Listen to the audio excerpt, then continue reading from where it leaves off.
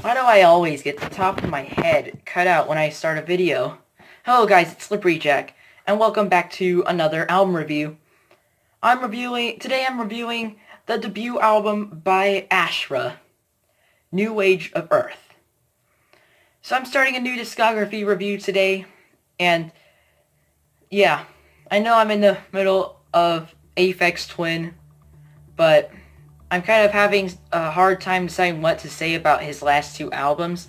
And I need to kind of stall for it, but don't worry, I will make sure that I finish Aphex Twin before I finish Ashra.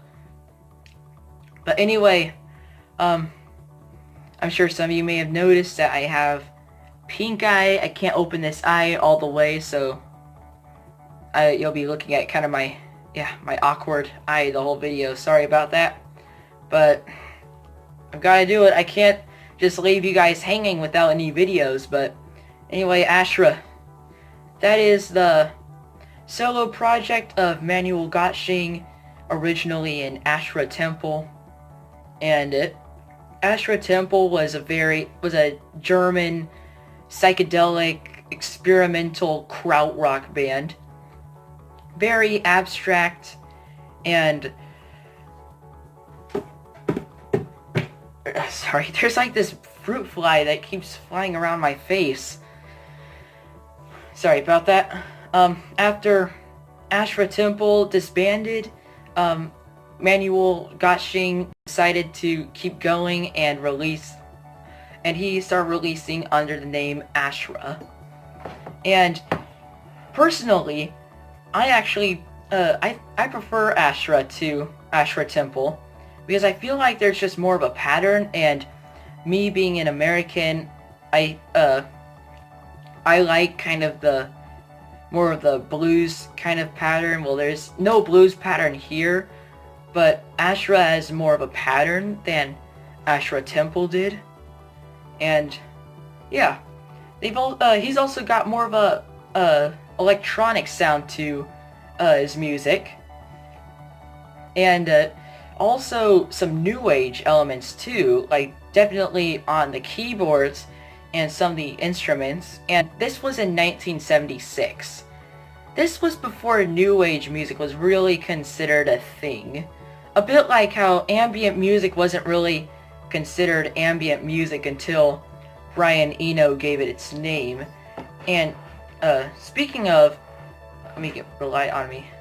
This is I'm trying to decide whether to call this ambient music or new age electronic music, because a lot of people, I can't get my light right. I'll just leave it like that. This is turning out to be a very awkward video. I'm sorry about that, guys.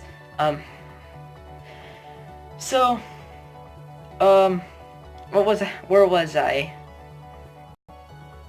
Oh yes, so this album was ranked at, let's see, number 31 on Pitchfork's website, top 50 best ambient albums of all time. And I don't really know if I can consider this ambient music, because it kind of goes against Eno's rule of ambient music. Whenever I do homework and I listen to this, there's some parts of it, like especially the closer Nightdust, that will take my focus off of my homework and onto the music itself. And that's not really what ambient music is supposed to do. But it's also very chill too. It's so I don't really know what to call this album. You would have to go listen to it yourself to decide. But without further ado, I'll talk about like the tracks of this album. And there's only 4 tracks on this album, and all of them, as you might guess, are pretty long. The opener, Sunrain, kind of is definitely a perfect example of what I'm talking about.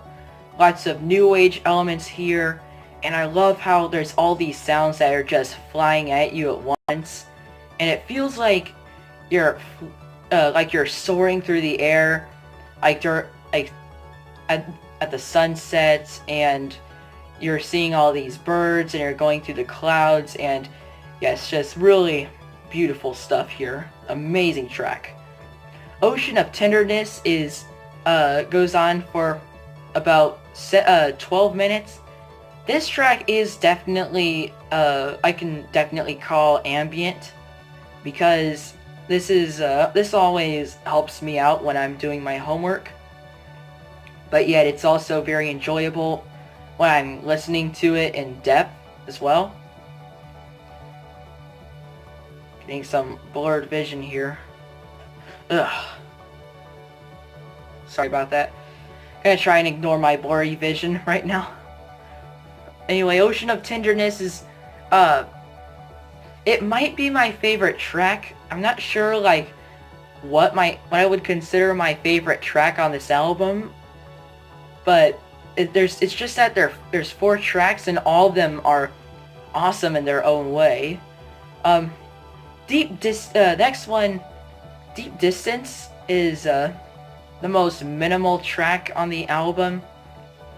It's got like some very light drumming, and it's kind of structured the same way as Sunrain. How it definitely feels like you're flying, and you're all these sounds are, well, it starts out like just with a electronic bass line, and then the new age sounds start coming in, and that's when it gets really interesting. Definitely a very good track. If you were to point a gun at my head, though, and tell me to pick a least favorite track on this album, it would probably be Deep Distance. But I still love it, and I don't want it removed. It just wouldn't be New Age of Earth without it.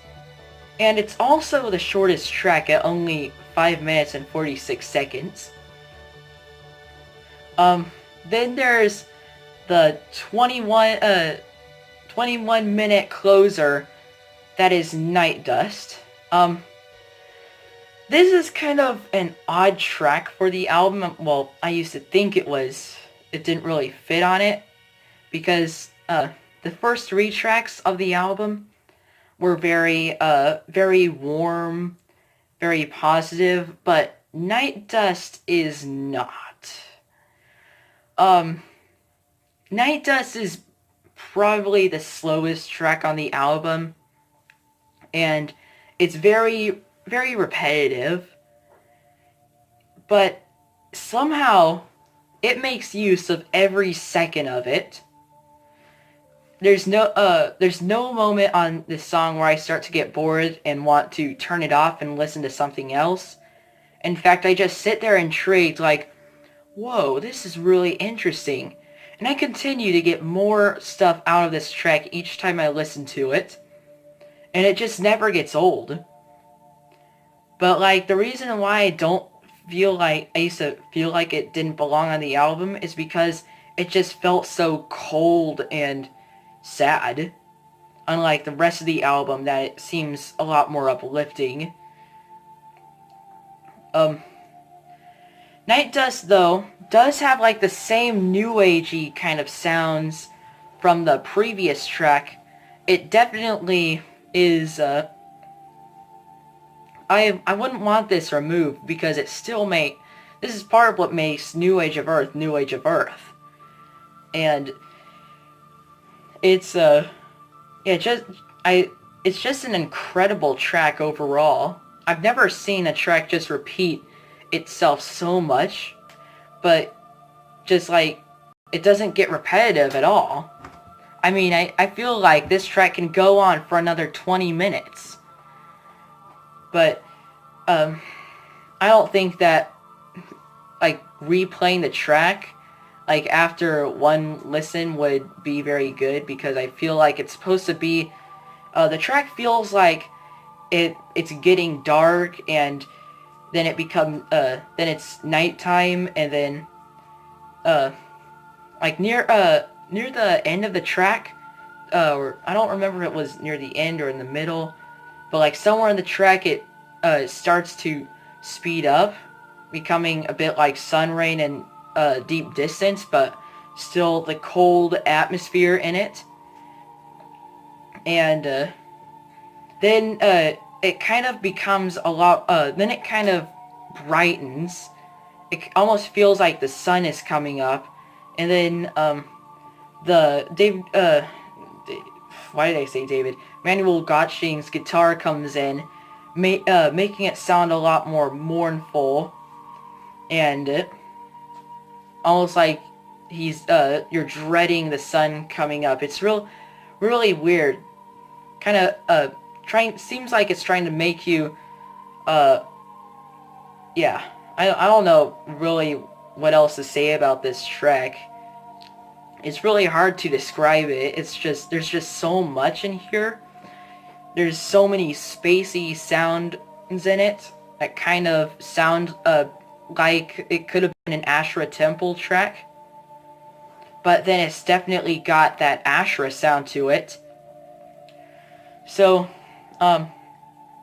overall, this album is pretty dang close to being a perfect album. I mean, like, of course there's no albums that are perfect, but I'm stuck on what rating to give this album. I mean, like, there's all the tracks just have so many cool sounds in it.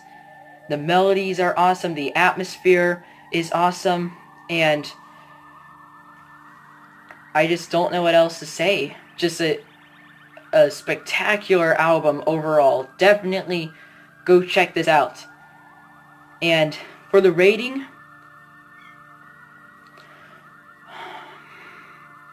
I'm not sure what to rate this thing. I don't even know like what my favorite track on here is. But